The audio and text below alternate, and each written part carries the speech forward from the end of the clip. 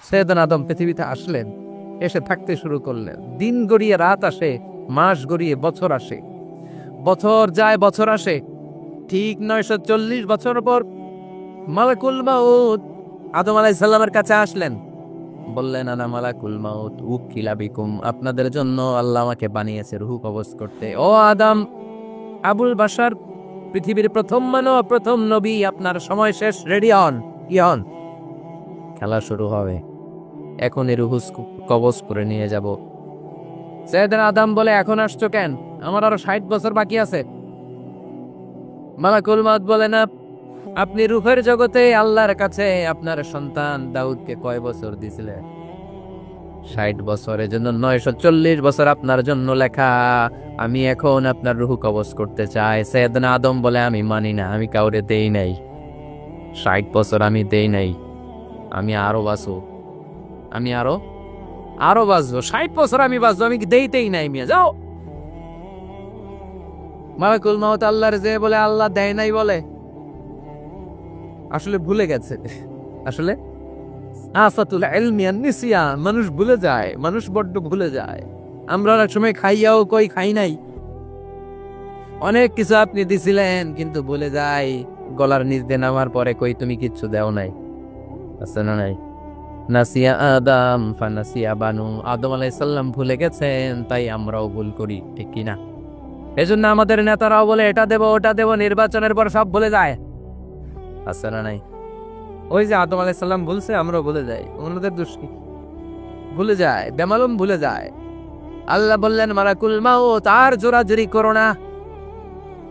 940 নয়, ঠিক 1000 বছর পরে আদমের কাছে যাবা। আমি আমার আদমের ভাগ্যে এই জিনিসটাই রেখে দিয়েছিলাম রে মালাকুল মাউত।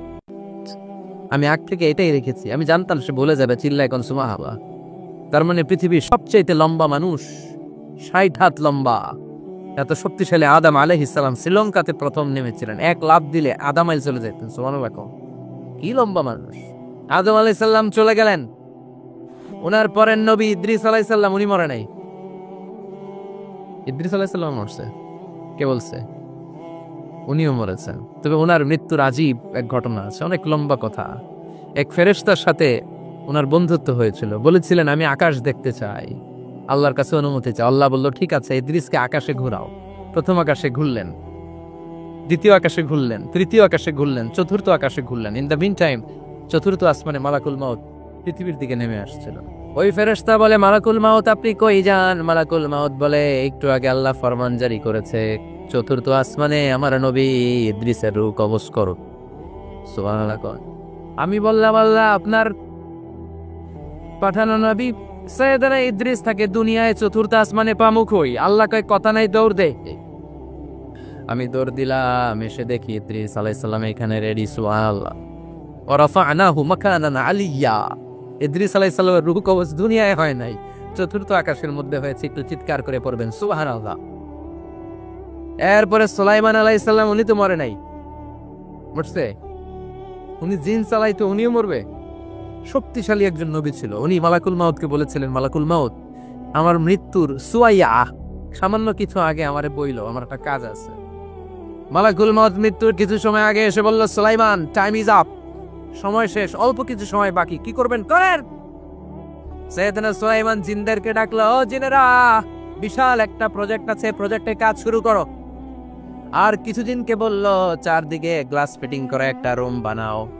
সাইয়েদনা সুলাইমান আলাইহিস সালাম গ্লাস ফিটিং করা রুমের ভেতরে ঢুকলেন। এই রুমে ঢুকার দরজা নাই, হাতে একটা লাঠি নিলেন। কি নিলেন?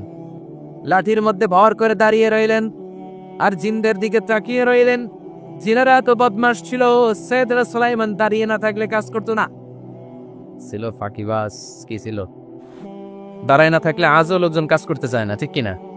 মালিক দাঁড়ায় থাকলে ঠিকই কাজ হয়ে যায়। সুলাইমান আলাইহিস সালাম লাঠির মধ্যে ভর দিয়ে দাঁড়িয়ে রইলেন আর বললেন, কাজ করো। জিনেরাও কাজ শুরু করলো। ওদিকে মালাকুল মাউত এসে বলে, ও সুলাইমান সময় তো শেষ। সুলাইমান বলে, সমস্যা নাই, রূহ কবজ কর। উনি লাঠির মধ্যে ভর দিয়ে দাঁড়িয়ে রইলেন। গ্লাস ফিটিং করা রুমের ভিতরে কোরআন সাক্ষী। মালাকুল মাউত ওইভাবে লাঠিতে ভর দেওয়া অবস্থায়, দাঁড়ানো অবস্থায় সাইয়েদনা সুলাইমান আলাইহিস সালামের রূহ কবজ করে নিলেন। উনি এমন ভাবে দাঁড়িয়েছেন, রুহু চলে গেল, লাশ হয়ে দাঁড়িয়ে রইলেন, লাঠির মধ্যে দাঁড়িয়ে আছেন, জমিনের মধ্যে লুটিয়ে পড়ে নাই। সুবহানাল্লাহ। জিনগুলো দূর থেকে ভাবলো বস তো দাঁড়ায় আছে। কে দাঁড়ায় আছে? জিনেরা মনে করছে বস দাঁড়ায় আছে, কাজ করতে হবে। করতে করতে পুরা প্রজেক্টের কাজ শেষ। ইন দ্য মিন টাইম ঝিঝি পোকা, উই পোকা, যেই পোকা কাঠ খেয়ে ফেলে, এই কাঠ খাওয়ার পোকা সুলাইমান আলাইহিস সালাম লাঠির ভেতরে ঢুকে লাঠিও খেয়ে ফেলেছে। সাইয়েদনা সুলাইমান আলাইহিস সালাম ধপাস করে জমিনে পড়েছে। আর জিনেরা কয় হায় হায়, খালি খালি কাম করছে এতদিন। সুবহানাল্লাহ করবেন না? সুলাইমান আলাইহিস সালাম বাঁচতে পারে নাই, চলে গেলেন। মুসা আলাইহিস সালাম মরছে, উনি মরবে কেন? উনি তো খালি মারে। মরছে এক থাপ্পড়ে ফেরাউনের বাবুর্চি নাই। মুখের আগে হাত চলতে কয়েকজন, এর মধ্যে মুসা আলাইহিস সালাম আছে না নাই? মালাকুল মাউত মানুষের আকৃতিতে অনুমতি না নিয়ে ঘরের ভেতরে ঢুকে গেল। ঢুকে বলে আনা মালাকুল মাউত, আমি মৃত্যুর ফেরেশতা। তো কি চাও? জিতু আন আকবাদা রূহাক, আপনার রূহ কবজ করতে আসছি। কিন্তু মুসা আলাইহিস সালাম দেখতেছেন দিব্য একজন মানুষ, কি দেখে? আবার সালাম দেয় নাই, অনুমতি নিয়েও ঢুকে নাই। অমিয়া অনুমতি নিয়ে ঘরে ঢোকার দরকার আছে না নাই? মুসা আলাইহিস সালামের মেজাজ বড় গরম। উনি বললেন কি করবি? কয় আপনারে মারবো। কয় এদিকে আয়। মালাকুল মাউত মনে মনে ভাবে এতদিন সব মানুষগুলো আমারে দেখলে দিত দৌড়, আজকে মনে হয় আমারে দিতে হবে দৌড়। এক পা আগায় দুই পা পেছায়, সাহস করে সামনে গেলেন। আবার মুসা আলাইহিস সালাম দিলেন এরকম ফাসাক্কাহু ফাফাকু আইনা, বুখারীর বর্ণনা, এক পরে চোখ নাই। ঠিকই মালাকুল মাউত দৌড়, এক দৌড়ে আল্লাহর কাছে। আল্লাহ বললেন রাখো, এটা মুসা আলাইহিস সালাম, তার মেজাজ বড্ড গরম, আমাকে কথা বলতে হবে। আল্লাহ বললেন মুসা, বুখারীর বর্ণনা, গরুর পিঠের উপর হাত রেখে দাও। রাখা হলো। তোমার হাতের নিচে গরুর যত পশম, প্রত্যেক পশমের বিনিময়ে এক এক বছর করে হায়াত বাড়িয়ে দিলাম। মুসা আলাইহিস সালাম অনেক চালাক নবী, উনি বললেন আল্লাহ আমার হাতের নিচে যদি গরুর 2000 পশম থাকে, তার মানে 2000 বছর হায়াত বাড়িয়ে দিলেন, কিন্তু এক্সট্রা হায়াত যখন শেষ হয়ে যাবে এরপরে কি হবে? আগে ওইটা বলেন। আল্লাহ বললেন সুম্মাল মাউত, তারপরে তো মুসা মরতেই হবে, আসতেই হবে। সাইয়েদনা মুসা আলাইহিস সালাম বললেন ফাল আনা, তাহলে আর দেরির দরকার নাই, এখনই আমি আপনার কাছে চলে যেতে চাই। মালাকুল মাউত মুসা আলাইহিস সালামের রূহ নিয়ে উড়াল দিলেন। সুবহানাল্লাহ। বাঁচতে পারছে? বিশ্বনবী মরে নাই, উনি ইন্তেকাল করেছেন। চিল্লা এখন ঠিক কিনা? ইন্তেকালের আগে বিশ্বনবী প্রচন্ড অসুস্থ হলেন। মা আয়েশারে ডেকে বললেন আয়েশা, মনে হয় আমি বাঁচব না।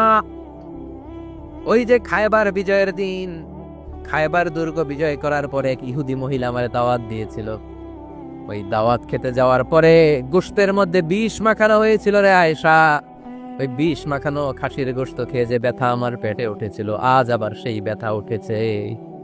বিশ্বনবী ওই বিষ খাওয়ানো গোশতের কারণে ইন্তেকাল করেছেন। তার মানে বিশ্বনবী শাহীদ। জামা আল্লাহু বাইনান নবুওয়া ওয়াশ শাহাদা, আল্লাহ বিশ্বনবীকে শুধু নবী বানায় নাই, শহীদ হিসেবে কবুল করেছে। সুবহানাল্লাহ কবেন না?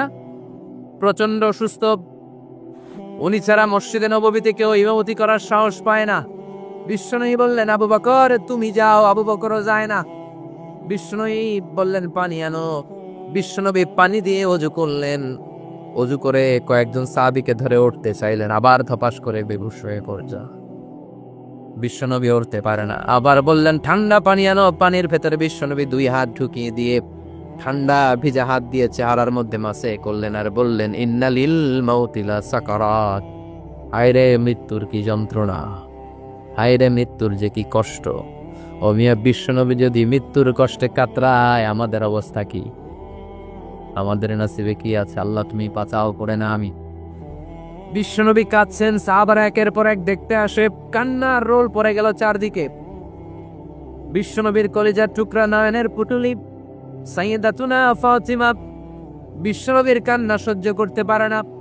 বিশ্বনবীকে ধরে ফাতিমা, সাইয়েদাতুনা ফাতিমা বিলাপ করা শুরু করে দিলেন, চিৎকার দিয়ে কান্নাকাটি শুরু করে দিলেন আর বললেন ওয়া কুরবাবা, ওয়া কুরবাবা, হায় হায় আমার বাবার কি কষ্ট, আহা আমার বাবার কি কষ্ট হচ্ছে।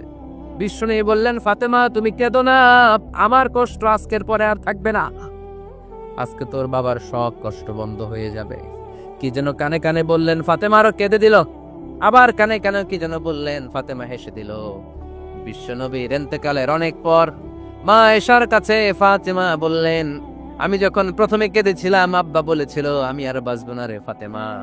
আবার কানে কানে একটা কথা বলার পরে হেসেছিলাম, আব্বা বলেছিল আমার পরে আমার পরিবার বর্গের মধ্য থেকে সর্বপ্রথম তোমার সাথে আমার দেখা হয়ে যাবে রে ফাতেমা।